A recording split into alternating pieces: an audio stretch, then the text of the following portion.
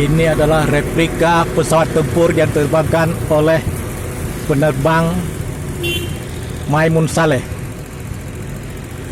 seorang tentara Aceh dari TNI AU yang berasal dari Kampung Anegalum. Dan di sini di kampungnya dibangun sebuah pesawat tempur sebagai replika yang pernah diterbangkan oleh Maimun Saleh.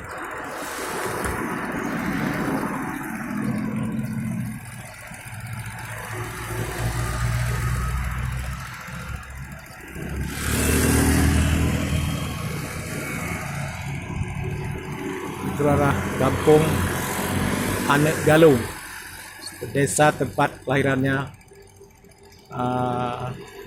Kolonel Penerbang Maimun Saleh. Dia adalah penerbang pertama dari Aceh. Maimun Saleh adalah kolonel penerbang pertama dari Aceh.